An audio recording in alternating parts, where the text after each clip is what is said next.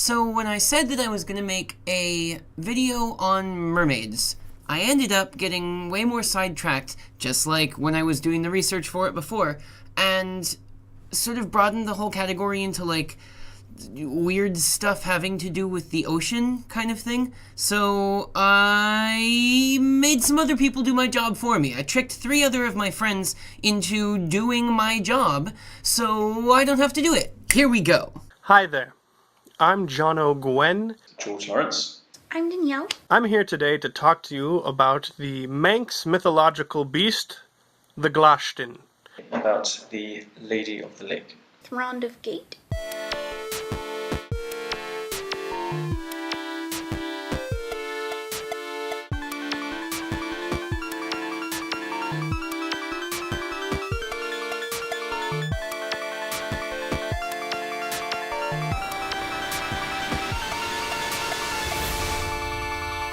It's a water spirit, and if you're unaware, Manx is the adjective describing things that come from the Isle of Man, such as the Manx cat.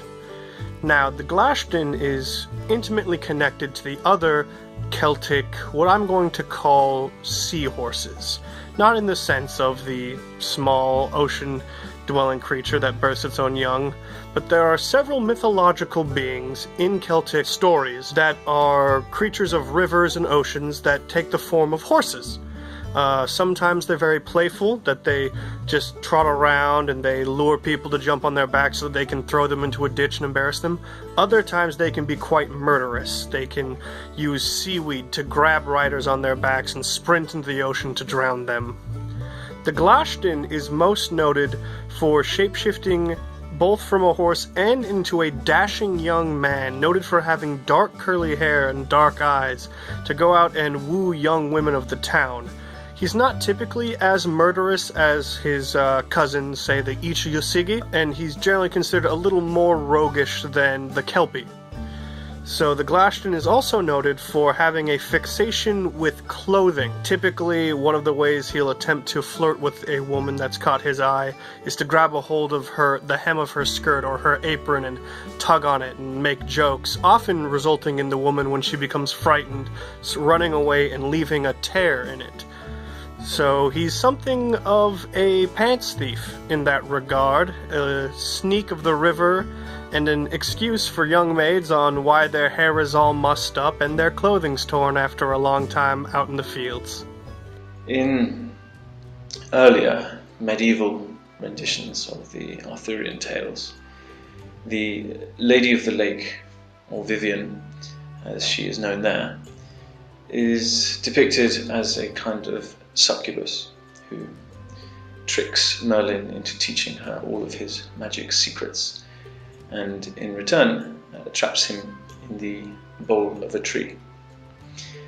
In later tales, not only does she deceive Merlin, but she is also the benevolent custodian of the magical sword Excalibur. The inimitable Thomas Malory, whose version of the Arthurian legend is the one most of us are likely to know, embellishes those earlier tales and gives us a trinity of characters who embody the Lady of the Lake. We have the unidentified, or rather unnamed, Lady of the Lake persona herself, whose hand it is which pierces the lake and gives the sword Excalibur to Arthur in rather dramatic fashion. Artists often portray this maiden single hand holding a sword Excalibur aloft, apparently without any shoulders or head. I suppose we can draw from this that she must be lying on her back just beneath the surface of the lake. The larger presumption is that this persona, this Lady of the Lake, is amphibious, dwelling on the lake floor for some king to come along and demand the sword. In addition to this unnamed persona, there are 2 other maidens who do have names, Nimue and Nineveh, who are also identified as Lady of the Lake in Malory's telling. These characters are very similar to one another, both appearing at pivotal moments within the plot, both of them always working behind the scenes to maintain peace in Arthur's kingdom. They have evolved significantly from the earlier medieval tellings in the Arthurian lore. They are not simple temptresses, and in fact they are both fiercely independent, and they are presented by Malory as being amongst Arthur's chief advisors and guardians. Nimue, at the end of Malory's Morte d'Arthur, was moreover one of the four queens who bore the wounded Arthur away on his final journey to Avalon. I cannot recommend Malory's Morte d'Arthur enough. I think it's a completely sublime book, endlessly fascinating, complex. It ranks up there with Thousand and One Nights or with Dante's Divine Comedy. So this is a story from the Faroe Islands saga. It's one of the sets of saga literature that we have from Iceland and other Scandinavian countries. And it was written in the Christian era, so it's got that definite slant there. They don't treat Thrond too nicely in the saga source. And of course, sagas are not exactly what you call a historical document, although they do have real people and places in them. But what I wanted to tell you folks about was some of his storm-calling feats. Although the saga doesn't treat him very nicely, Thrond seems to be a fairly stand-up guy. You know, he upholds the law appropriately. He's one of two of the largest landholders in the Faroe Islands at the time. And, you know, he seems like he's generally trying to make things right. Which I say because at the point in the story that I want to start out at, this guy is dealing with two brothers and their best friend who have come to him and said, hey, you helped kill my dad. We want part of the country, the islands to rule. In addition to that, they've also just made friends with the Christian king of Norway, Olaf, so they've got some power backing them up, and so Thrond is like, okay, alright, we'll do basically what we had in your parents' day. We're gonna divide these islands in half, and you'll have half, and I'll have half, and that'll be great. So, it goes like that for a few years, and seems like everything's relatively alright. In the winter, brothers go back to King Olaf. He tells them, hey, so I'm a Christian. You guys are Christian. I really think that all of the Faroe Islands should be Christian. And they're not terribly sold on this plan, but King Olaf is a pretty powerful friend, so they want to do what he wants. So they go back and they call a big meeting together of the big landowners in the Faroes and say, hey, so, want to be Christian, everybody? And everybody does not want to be Christian, actually. At least at first. And Thrond is the biggest ringleader of the folks who want to keep their pagan ways. They say, okay, well, you know, this is a big decision. Maybe we should think about it a little more. And so they go around, gather some support, both from the people just inclined to support them generally, point out that, you know, King Olaf is a powerful friend to have, and we have some nice islands here, and, you know, it would be a shame if he came down and something happened to them.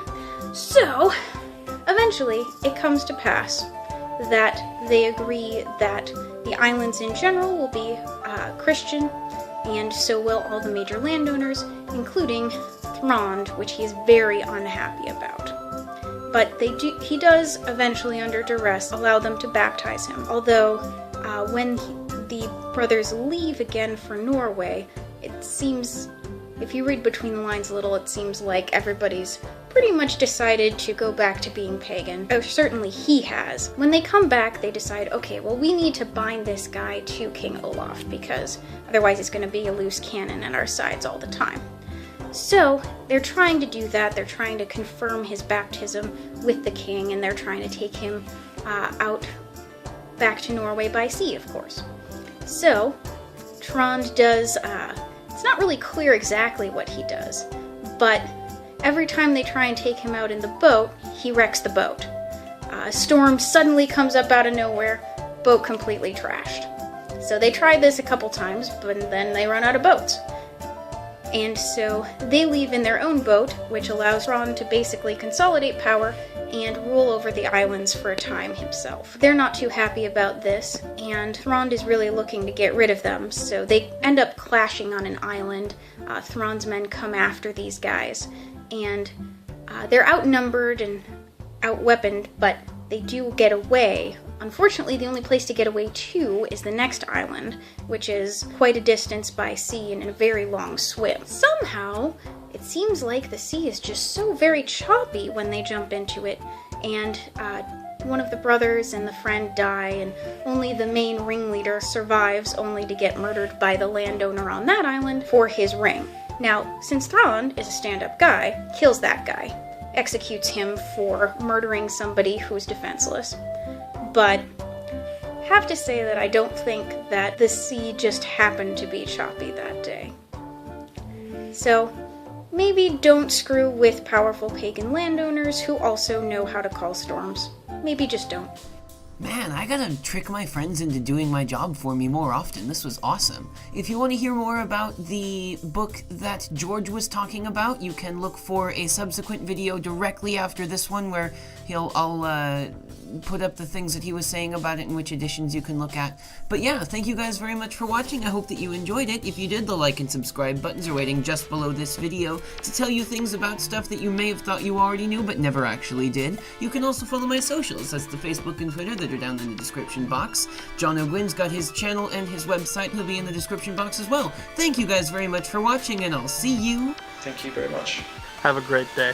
Next time.